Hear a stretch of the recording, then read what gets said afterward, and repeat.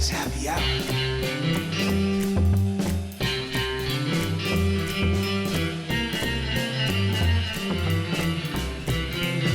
Natty Tax Happy Hour. Dig. See that? Like other shows, they might wait 24 hours before they come back. Not us. We love you too much. We're already back. It feels like just hours ago.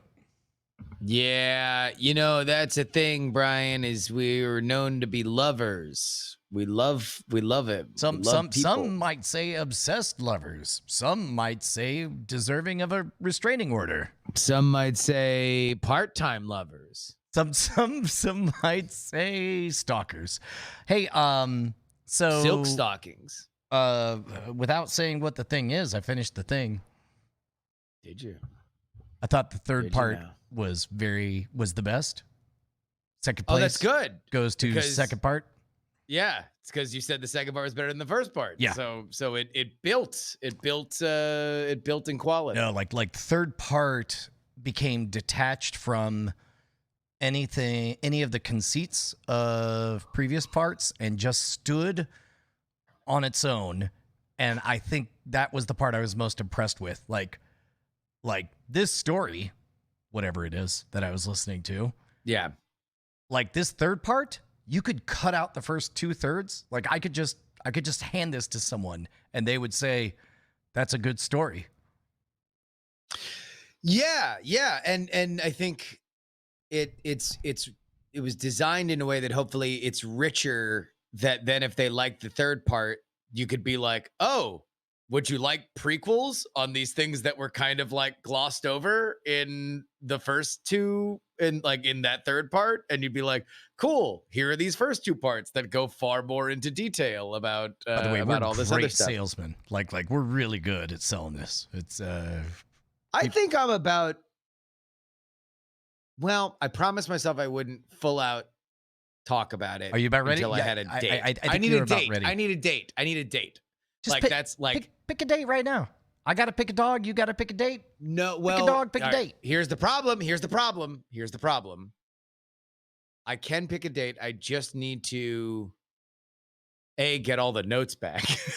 the reason that I can't pick a date until I at least get key people for whom I really trust that listen to Sure. all of them. So I don't, and so you listening to all of them, crucial. I'll right? tell you. I'll tell you That what. we are I we are moving forward. I have, if not virtually no notes, then almost certainly no notes on the third one. Yeah. I did give you my notes on the early stuff as far as setting the tone and, Very and good giving notes. me Yeah, an very, anchor. very, very, very good notes. Yeah, very good notes. Yeah. It's way good. I felt like I had a handle on the third part the most. Like I understood, and I don't know if that's a bias of like, the longer you watch anything, you eventually figure out, oh, that's that character. Like Yeah. it might be a little bit of that, or it might be that just the third one has a clarity of voice that needs to be tightened up in certainly part one, but maybe part two as well. Yeah, I mean, part one is hard. Part one is hard. It's hard because you're it's relying on the. If I say gimmick, will the masked magician people come after me? You're relying No. on the setup. well, and more than that, I'm telling a story about a story that doesn't happen. Right. Right. So it's like I want to show you a dinner table with all the candles and the dinner there, and then I rip off the table curtain and the candles go flying everywhere and they've like lit the carpet on fire and everything, and so now that's a harder story to tell. Right. That's Well, like and that's almost a meta deconstruction of a story from which the chaos becomes the story. it was really wild to reach that third part and realized I didn't even care about any connective tissue between the story I was hearing and modern day. And I think there's like maybe a very brief nod to it. It's one little touch of it. But now There's not a I'm lot, all in on the trench run. I want to know whether or not they blow up the Death Star or whatever. Yeah. All right, we don't need to go any more into this Okay. because I All right. think people are getting a little frustrated with the blue balling, which I can understand. But just know I want it to be very good, and part of that is also making sure that what I think is good is not just good in my head. And again, look, in a previous for Raise the Dead, when I sent Brian Raise the Dead, Brian was one of the only people that would give me the tough love that I kind of needed to be like, hey, look, production matters. And there are things that need to be redone. There's things that need to be reordered. And like, you can either put this out and it can be a fun little Diamond Club project, or you can go back to the lab and you can reconstruct this and it can be something really special. And while I knew that this new project is further along than Raise the Dead was, you never really know when you're living in your own head and you're working on stuff like that. So at a certain point, it needs to go fly. And I know that I've said this on this show before. Nobody I know has a connection to the end consumer like Brian Brushwood. Brian Brushwood is an oracle to like the things that I will see in a chat room, the things that I will see in email, the things that I will see in Twitter. There is an oracle. I do have a Brushwood. singular gift of figuring out what are all the nasty things you will have to hear on everything. Yes. And it's and that's the thing, is that it's valuable because it's stuff that I don't have. Like I don't have that voice. Like I too, and I don't know whether or not like even my technical I think ability to review my own work is far more about, no, I need to reach as high as these other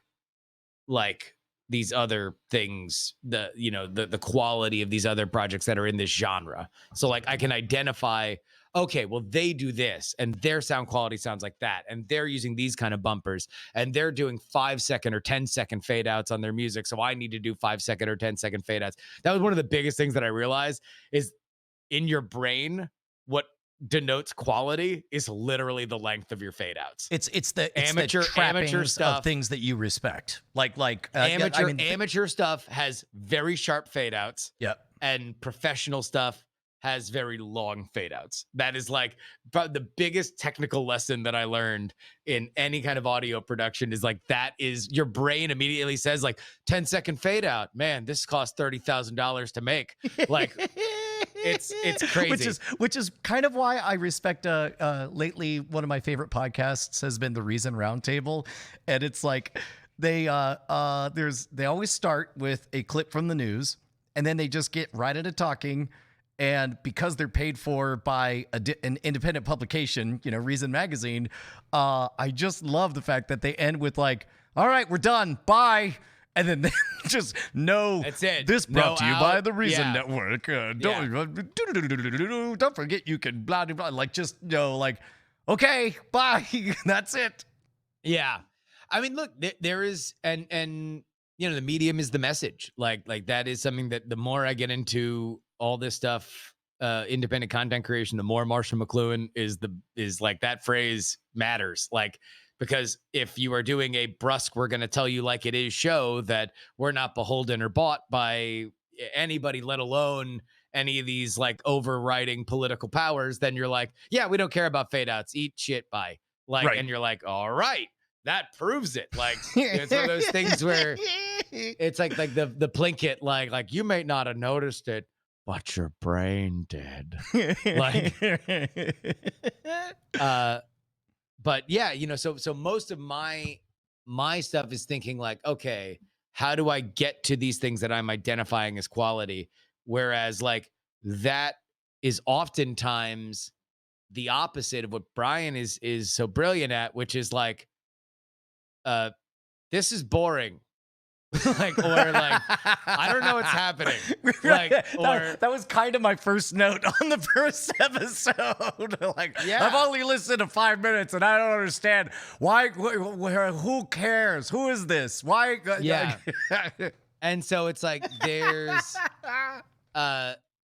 no matter how much you can have an excellent write-up in the Atlantic and have the New York Times call your podcast the most important journalistic work of the 20th century, someone is going to listen to it and just say, like, if you don't have the push of a major network, people are going to listen to it and just be like, boring. like I don't understand. Why? Who are you? What is this? Yeah. and like that's something that you can't teach. I honestly think that like there's the reason why you are as good with the stuff that you do, the reason why you're as good at scam stuff and all the marketing stuff is like there's definitely a drive for clarity of message, right? And I won't claim to have it in all things. There's a lot of mediums that I'm very poor in, but there's a few times I got a few hits. I mean, just take the compliment. You're very, very good at it, and I'm blessed to have you as a friend. And I will say that the notes on the first episode and anything else past there will only make the project better. And so by the time that I actually talk about it and don't tease it, although I did play the trailer on the Twitch channel, so it's getting close then. Yeah. Well, because we were literally talking about like Nixon and Kennedy. Yeah. So today was a big day. Penelope, as many people know, has severe death. She's deathly allergic to eggs. Eggs can kill her. And that has not worked itself out. I know some of the food allergies have become lessened in some of the girls, but eggs still a major problem. Right. So we had done an egg allergy. The biggest scare we ever had was when we did an egg challenge, and she ate something with an egg in it, and Bonnie said she watched her daughter literally go ashen gray, and watched her begin to have difficulty breathing, and then get jabbed with epinephrine or EpiPen, right? Yeah, an EpiPen. Which instantly makes you outraged, like it's an adrenaline shot, right? And so she had to do this and watch it all happen to her kid. A couple of months ago, we did a mild challenge, and she passed with a cupcake that had 1 egg in it. And today was a 2-egg cupcake challenge. So in my world, in the world of Brian, while we're in the middle of redlining on production for everything, in the background, Bonnie is doing her red letter best to, not freak the hell out that she might be about to take her daughter and have to go experience all that again. And so today was the day that it was my job to make sure that the kids got to school, which, by the way, there's a lot that's not great about the world right now, but the part where taking the kids to school involves wandering out in your gym shorts and saying, you're on the, and you're on the, all right. That part, chef's kiss, right? Well, I mean, considering what you were doing, like 5 hours round trip when you were driving the girls around before. It was about 5 hours a day. I was driving Penny to and from school and all this stuff. And so now, e-learning, remote learning, great. It's great. It's the greatest. Perfecto. So I know Bonnie's been very worried about this, and I wrote first of all, I wake up. I wake up and bolt out of bed. Never saw this coming. I forgot. I'm so glad I wrote this in a text message. I wake up and bolt out of bed because, I go to bed knowing that, it's my job to make sure someone shows up at a thing at a time. So I set an alarm. But before that alarm goes off, I hear noises. And I bolt out of bed. I'm like, am I late for the thing? And I open up the door, and I cannot believe what I'm hearing. Okay. Because it sounds like Caracas, Venezuela. Caracas, Venezuela. Bogota, Colombia. Bogota, Quito, Colombia. Brazil. Quito, Ecuador. Quito, Ecuador. La Paz, Bolivia. Like, and I walk up and I'm just like, I'm just watching her watch this song. It's Josie at school, just watching this Watching song. the South American capital song. Yes, exactly. That's amazing. And then I start singing along from the side because I know she's muted, and she's just like, "How do you know this?" But at that point, you know, I go and I make sure that that Callie is in her class and all of that stuff, and it starts raining, and so I wrote Bonnie, hey, I took Josie for a walk in the rain. It was lovely. Any update? And she says 30 minutes and all is well. We wait 30 more. And she said she had the whole cupcake. And I'm like, very solemn about this because I know how serious this is. And I say, okay. Long silence. Yeah. Text. She passed. I say, okay, never phrase anything like that again. Yeah. Oh my God. Yeah. No. And if you do, you better post it. You better send a smiling penny picture along with it. Yeah. So she passed her 2-egg cupcake challenge. All is well. but the confusion I felt in that moment was no God, joke. Yeah. That reminds me, there was a time where I had just gotten this Photoshop little thing, like an app on the phone when they had Photoshop or whatever. Mhm. And I took a picture of Dr. Bird, and then I you know, they had a little masking thing, so I like masked him out and then took a picture of our roof, like the skyline that you've seen of Lake Merritt from our roof in Oakland. And then put him on top of one of the buildings. Oh, as if he was about to fly away. Well, no. I made a little rap album, and I was like, you know, like chirping with the Deebs or whatever, and it had a rap font or whatever. But I thought it'd just be a funny little meme to send to Ashley because it would be a funny thing. Immediately, I get a panicked phone call. What happened? What happened? Where is he? Where is he? What happened? And I'm like, what are you talking about? How did Doctor get out? And I'm like, Doctor, dude, that was not a real photo. Like, I think I even had a backwards hat on him or something. Like, and she's like, I just thought that's how you were telling me that Doctor got loose. I'm like, why would I do that as a novelty photo? It's like, no, our bird is loose. Like, hold on. How do I mask on iPhone? Oh, so we need to. We touched on it a little bit yesterday, but it's for reals time. We have to pick. We have to pick one of these dogs. All right. Are there any developments from last night? Have you heard any word from the kids? Any word from the breeders? Any word from Bonnie? Update us because, and here, let me reset while you find anything you need to. There is a new dog coming into the Brushwood household. It's going to be a Weimaraner. It's got beautiful cold blue eyes.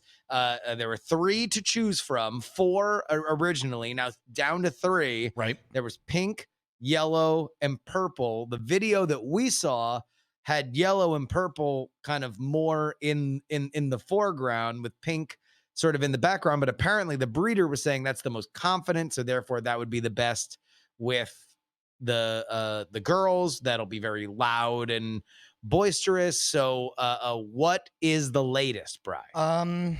Let me look at the text messages because I don't want to mess up the messaging, but I want to make sure that I represent all of Chat Realm's voice, their take on things. To me, I'm seeing. Well, even me saying this is gonna at some point skew the numbers, but it sounds like for a brief while, Bonnie and the kids all liked pink specifically because pink sort of hung around in the background. And yellow seems to be like the most chill, but Bonnie's afraid that makes it the most assertive, or the most like territorial. Like it'll just hide. Yeah, exactly.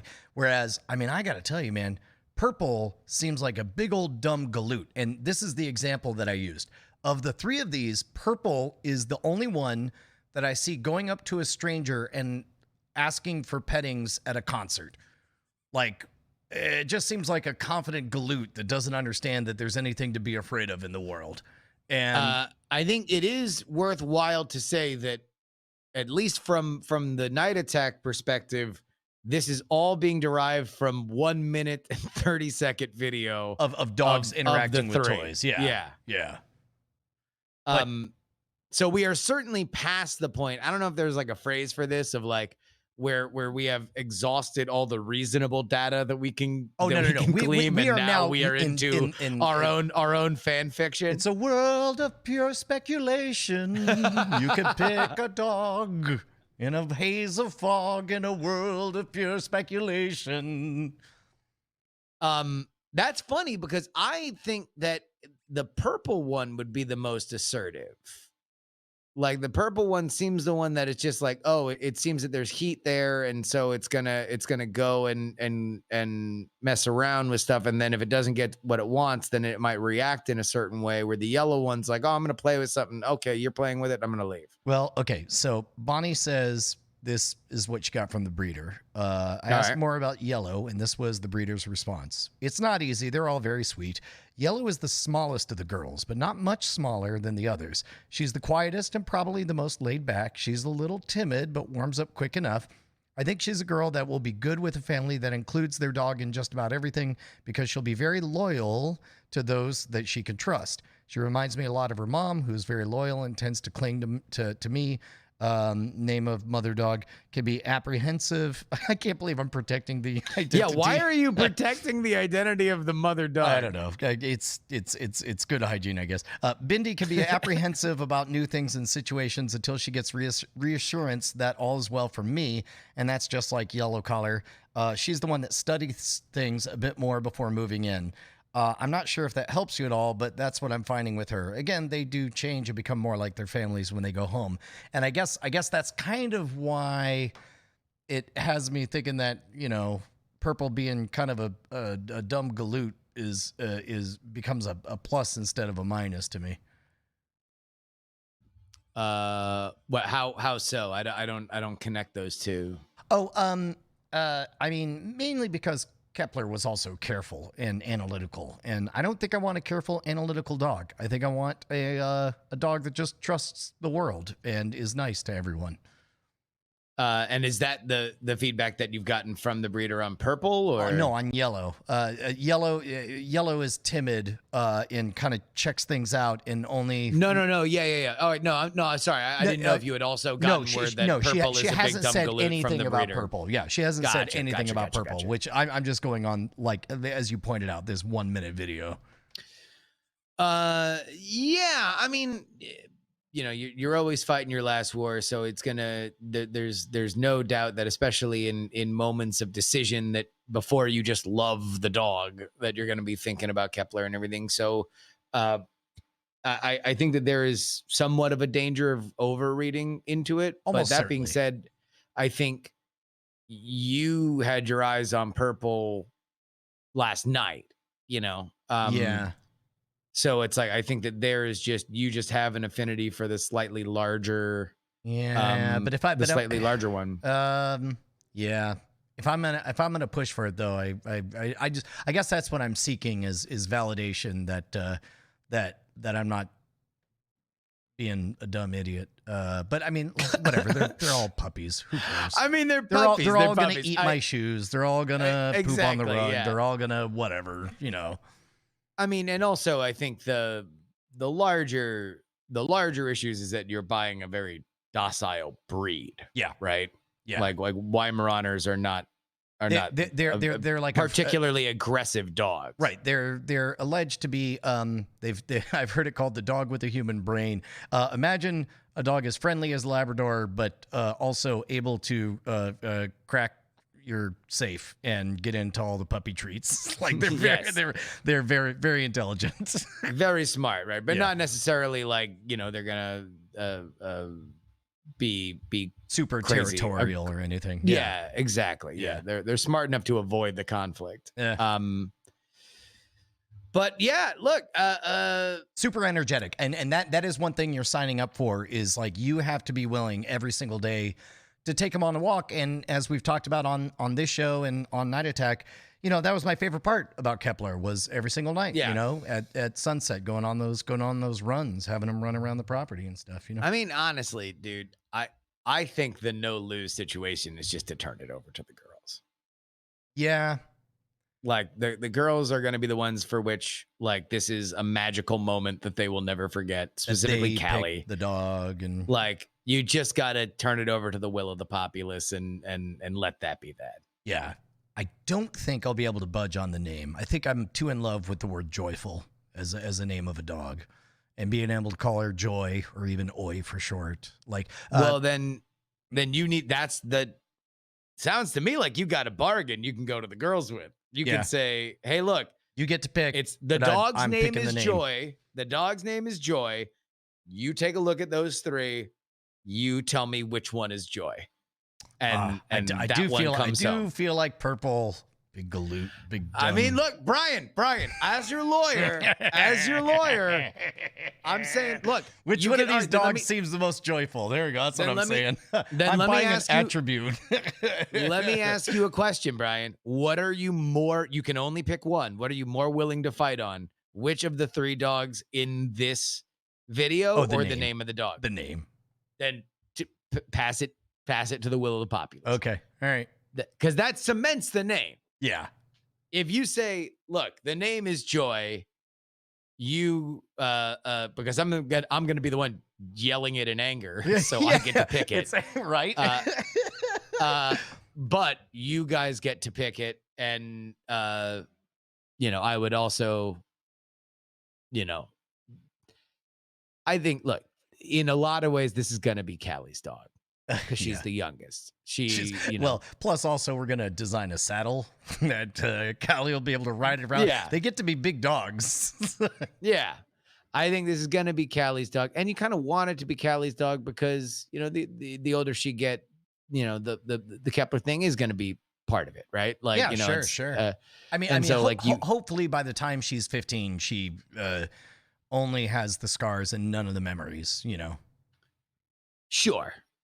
But either way, it's like what you want is a fun. I mean, the way you bury the memories is the fun stuff, right? Of this new dog. By the way, pro tip: good way to get over 200 viewers in the afternoon. Talk about and show pictures of puppies playing. Of puppies, just on of an MFN loop. Get them puppies. Dude. So what I'm hearing is like you pretty much can't go wrong. You don't sound overly worried between any of them. No. You're not seeing dominance or aggression from Purple. You're just seeing playing alongness. But even then, no. I mean, I don't know exactly how much. I don't know exactly how much to read into this. To be honest, is when Bonnie was like, "Oh, talking to the breeder," she was really, really, really pushing Pink, like, or kept saying that Pink was the best, for a family of girls. If you trust the breeder, and that's another thing I don't know, then I would probably weigh that more than the 1.5-minute video. I agree. Well, that being said, when Ash and I went to go get another bird from a rescue, there was like a bunch of birds in this cage, and we wound up going with the one that seemed like the most friendly, would like come up to us and like look for food, and was just a very silly little bird. And so that was Mr. Milo, who we picked up. And then he's been like kind of a miserly asshole and bites us. So it's like, you never know. You never know. I mean, that was the same way with how we got Sneakers, was out of all the dogs, he was the one that came up and sort of crawled up my leg and was like, pick me, I'm choosing you. And then it's like, you're a little fucking shit that keeps escaping and pissing everywhere. Yeah. So you don't know. I mean, no matter what, that video literally the more you read into it, the less you know really about the dogs than just going with the word of the breeder if you trust it. And you also, it's like, look, that's the point of the puppy. The point of the puppy is that it is kind of its own creature that's going to find and get into its own things and will pair with whoever it pairs with because it's a living thing. Yeah. I kind of thankful that that all their tails are docked and it wasn't my choice, because I would have to think ethically about whether or not I thought, tails should be docked or dicks should be circumcised or any of that shit. But it's already happened, so I'm not gonna worry about it. Look, what is the timetable? That's the question. The question is, 2 weeks. When is this Two dog weeks. coming home? 2 weeks. 2 weeks. When do you have to have a final decision? Well, Red already got picked, so I think like in the next day we're gonna have to pick. We might go and just get the dog in the next day or two. I was gonna say, yeah, because what happens after the picking? Do you have to clear like a gun check or something? Like, is there like a waiting period for buying dogs? Well, I know that the target was mid-September, but it's I don't know. It's soon. That's all I know. And Bonnie's been a little bit wound tight about doing everything right. Yeah. I mean, I know that if you waited 9 days, you'd never forget. Never forget. 9 days. Slow burn. What's today? Oh, God damn it. And I missed her. Yeah, right? I mean, you wouldn't think I would have been counting down the days to Christmas. But I wasn't. I forgot. There's literally one mandate, and it's never forget. Guess what happened? Guess what you did? You fucked up, dude. You fucked up.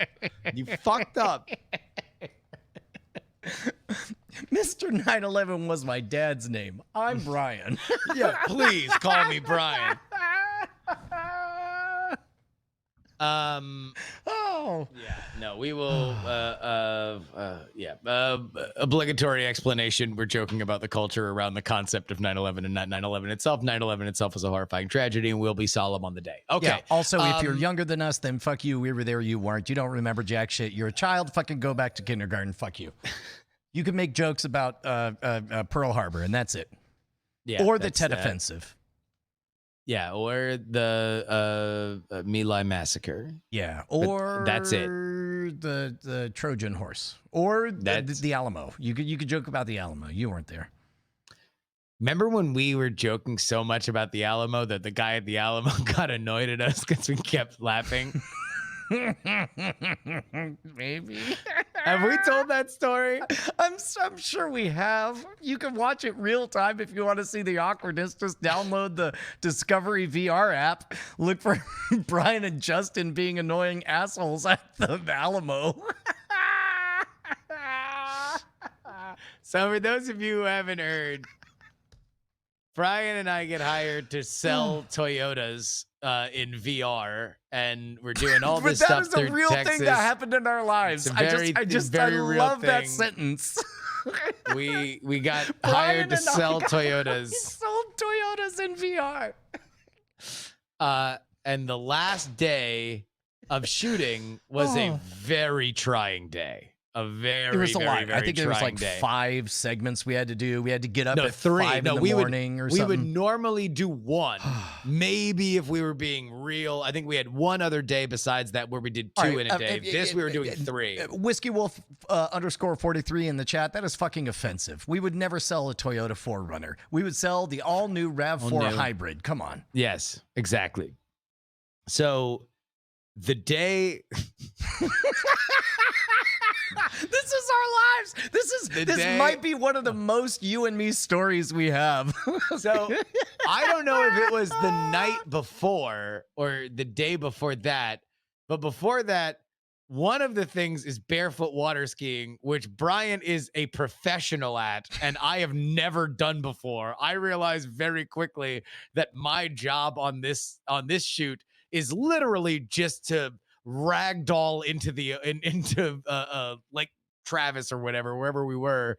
And so like I'm in not the best mood after that. And then we have our final day of shooting. This is it, right? Because in TV or commercials, you are paying everybody by the day. There is no going beyond this. So we have to go to San Antonio from Austin to shoot at the Alamo. And this is like at daybreak. Like as soon as there is sun, we are shooting, and we're shooting stuff before the sun comes up indoors. Then we're going to these natural caves, and then we're going to blow glass, which is like the only time where they're like, okay, for real, where you guys can just show up to the glass blowing thing, and then we could just shoot this other guy blowing glass, and that'll be kind of that. But the first two we got to do, and we got to do fast. So we're up at, what was it, like 3 o'clock in the morning? I think it was 5 we got picked up. And was it? Yeah, I do remember. Because I kind of feel like it was maybe even slightly before that, because we stopped and got like IHOP, and then got there like before sunrise. 6 in the morning. It was definitely before morning. It was before morning, yeah. So that was we did such a good job on this story that they wound up hiring us again. Yeah, this was in Florida. Which after trying out somebody else, like apparently they're like this shit is so hard. We need those 2 chuckleheads back. Exactly. And so we go to the Alamo, and we're just like so punchy, and it's just so ridiculous. And so we just keep making jokes like we did about 9/11, about just like, remember the Alamo, and I remember, and blah, blah, blah. Boy, that is something that I'm sure a lot of Texans laugh at. One Texan that does not laugh at it: the guy who runs the Alamo. The guy who runs the Alamo is not pleased with our trivializing this moment in Texas history. Yeah. And then we got in trouble at, ironically, the Alamo Drafthouse later that same night. Well, we were out of gas. We shoot 3 videos, and then we go from the actual Alamo to the Alamo Drafthouse. Yeah. To see Star Wars, and we see a preview for Star Trek, and in that perfect moment of silence after a trailer happens, Justin goes, "That's not Star Wars," and the whole theater erupts in laughter. And then it's the only time I've gotten a correction from the Alamo Drafthouse where they tell us. That was before they do the stop talking thing, for the record. Alamo does the stop talking thing after the trailers. You're allowed to yell at the trailers. At this point. Oh my God. We earned every bit of fuck off energy that we had at that moment. Oh God. Well then, there was also interpersonal stuff that was happening with folks who had gotten us the tickets, which was at that point like the hottest ticket in movie history. And Star Wars, a new Star Wars was coming back. And so Brian and I are just like decompressing. We are like uncoiling as we are just like drinking our faces off, waiting for our Star Wars time. And it was not a good scene. It melted down. The farther away it gets, the happier I am that all of it happened exactly the way it did. It was very, very, very, very funny. But yeah, Discovery, hit us up. Every once in a while I see our boy Mike on Hearthstone. I gotta be like, yo, when you coming for your boys? Yeah, look at that. Here we go. This is us painting the Diamond Club logo on the side of a wall. That was a fun gig, man. Oh no, this was great. This was awesome. I still have that shirt too. It's a good shirt. And then I think you can see the creepy old hippie doing the Soul Train line with just me and him in the roller skate one. Oh, that's right. I'm wearing a 3D helmet, and there's just a creepy old hippie who's just like, "Hey, here's the party," and just like grabs my hips and is like, "It's a Soul Train line," and I'm like, "No, you're just grabbing my hips, you creep." Oh man, that was a good gig. 10 out of 10 would do again. We played a lot of Hearthstone. Oh man, we played so much Hearthstone. When was this? This was what, 2015, 2016? I think it was 16, and then 2018 was the follow-up. Yeah. And that was great because we got to go to Florida. Yeah, it was like my backyard and then your backyard. I know, where I saw like none of my friends and family. We literally just drank in a Miami hotel. Oh crap! All right, what else we got? Man, new Mandalorian season date, October 30th. Yeah. All right. Are you sour on Mando? No, Are you Brian fuck Mando Brushwood? No, I'm Brian. I still have to stay home to watch it, Brushwood. like it's wearing on me. I'm starting to get a little thin. Not gonna lie. I found myself a little thin, and part of it is the fact that the world's been on fire. I don't mind the world being on fire, but 7 months, bit long. World seems like you should have not been on fire by now. And then on top of that, man, post-production.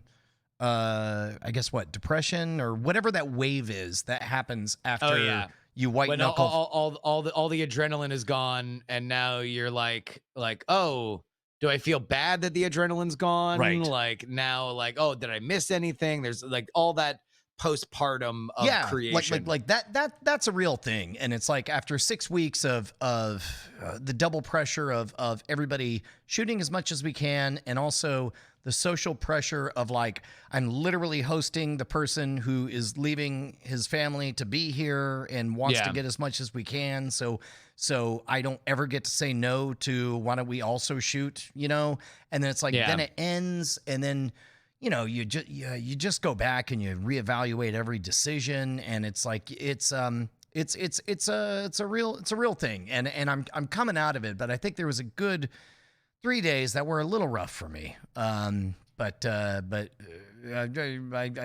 think I'm coming out the other side of it.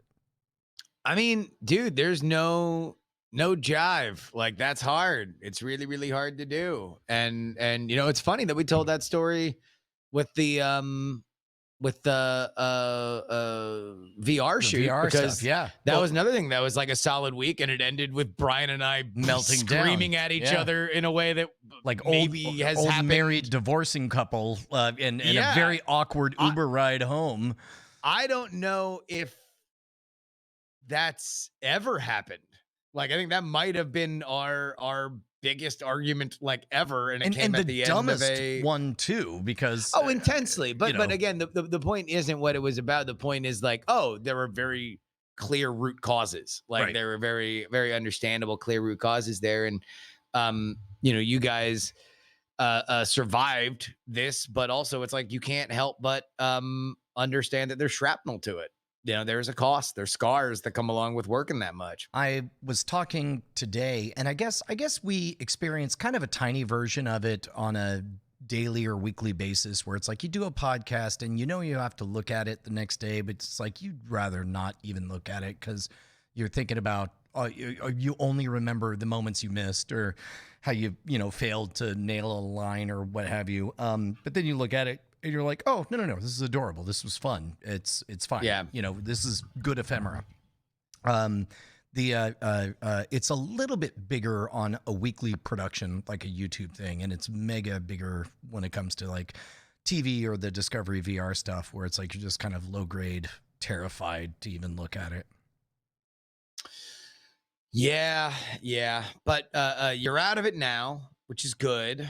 And you are processing through it. I always found that stuff like that, it's good to give yourself a little treat.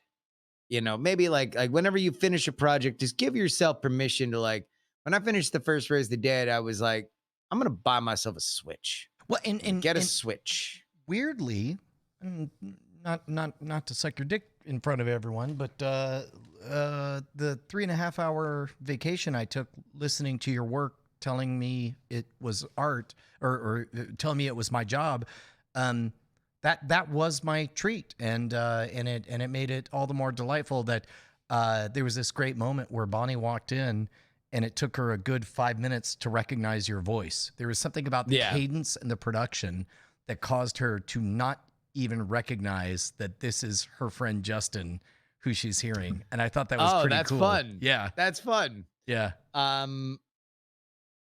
There's actually a little thing I'm going to put into the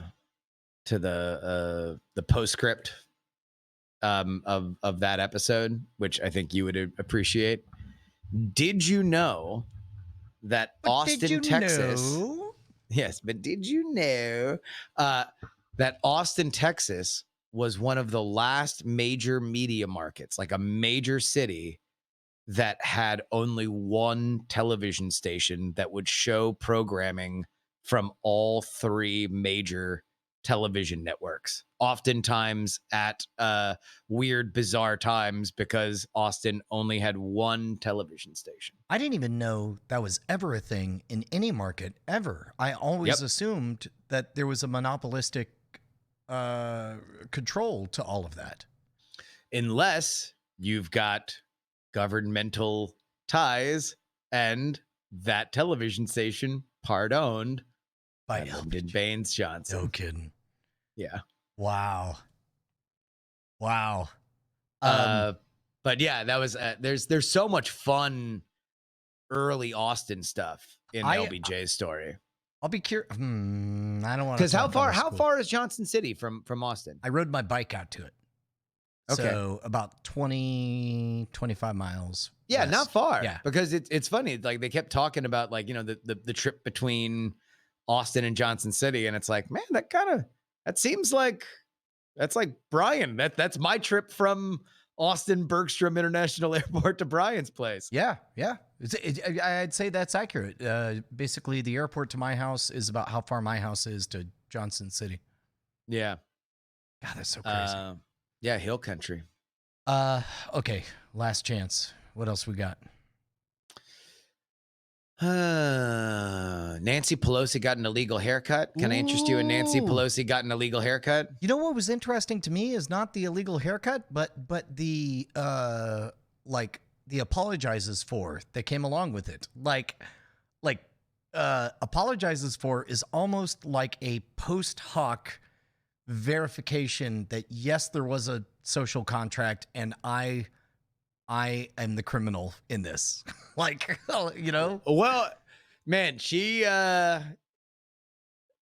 I've crossed into a very weird place in my life as a political commentator because now I root for like the real, I'm ignoring all humanity. Like I only like two politicians. I like the people who are Mr. Smith Goes to Washington, absolute bleeding heart. Like, I don't care if this is wrong, but I'm going to do it. Those people always get killed.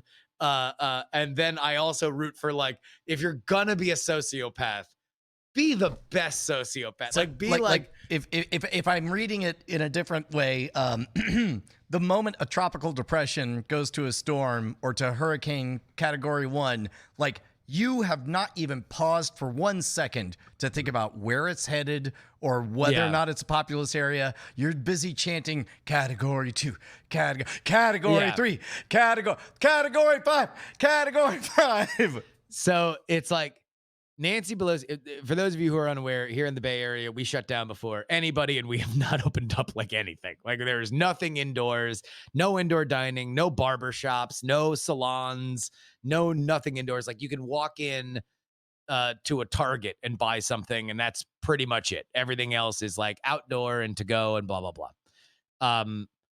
So Nancy Pelosi, not in Washington, by the way, like, you know, working on a coronavirus deal, which it probably should have gotten done like months ago.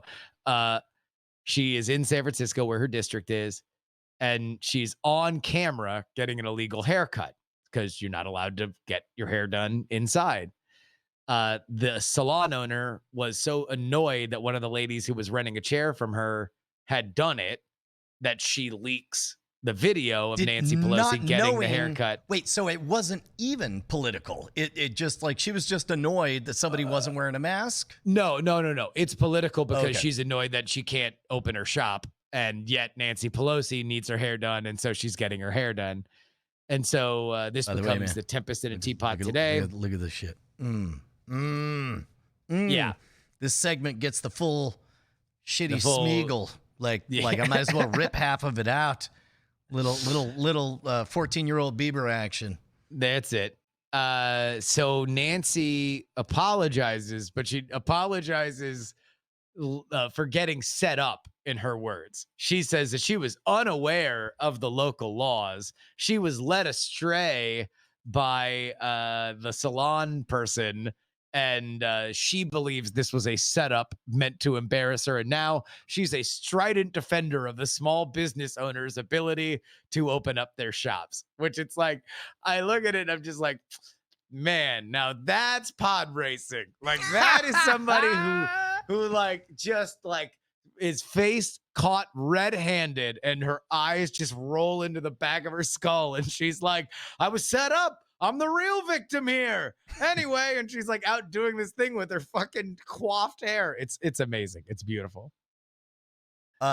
Is there anything you're happy, and I'm going to use the word happy, but feel free to interpret the word happy any way you want. Is there anything you're happy about for the next 2 months going into the election?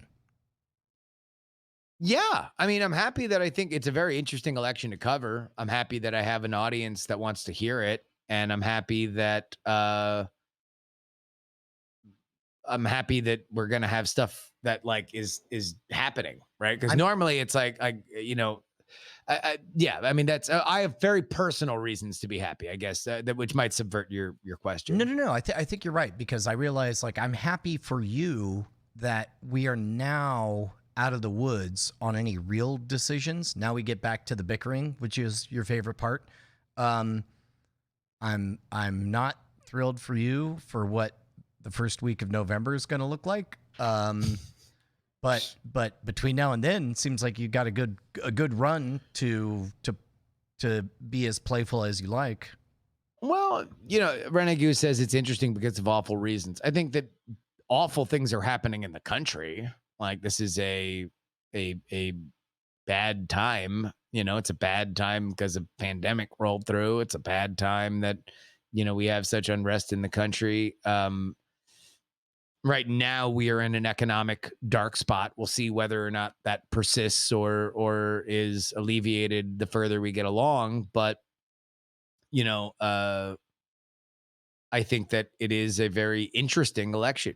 I think you're seeing two very different strategies at play. And that, to me, it's like what I would only quibble with your description of what I love is the bickering. I don't really love the bickering. I love what they're trying to do. I love like the top level meta game of like, what story are we telling? Why would you poke there? Like, yeah, exactly. Why jab there and why not haymaker here? That kind of thing.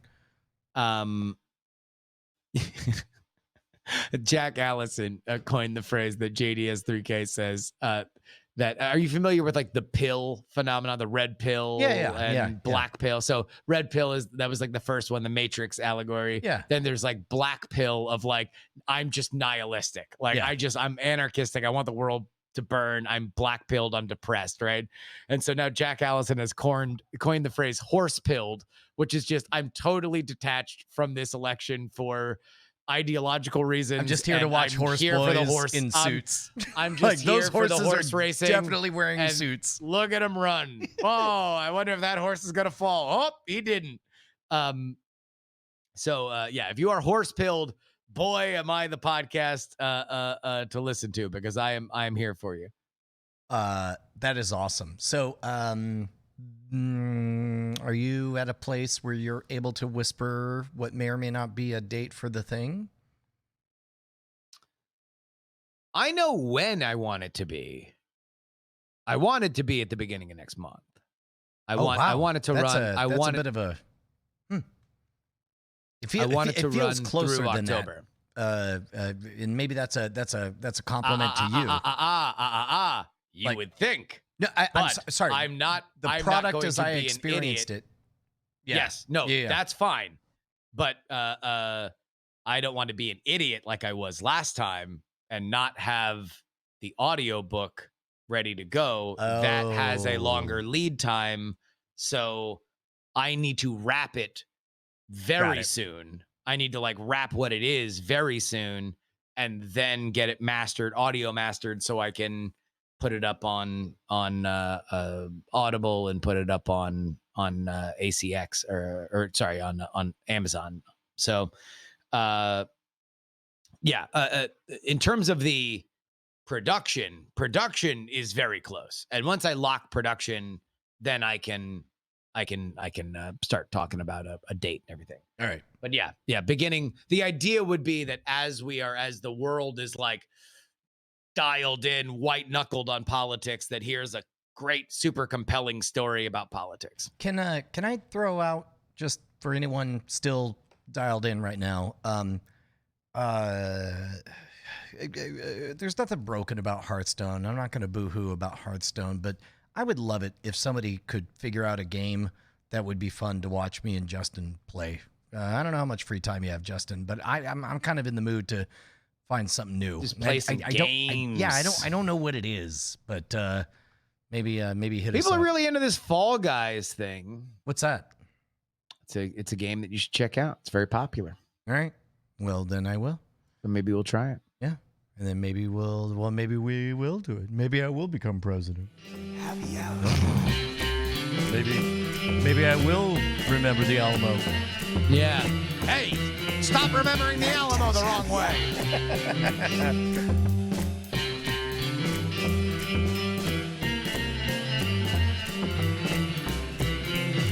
Natty Tax Happy Hour.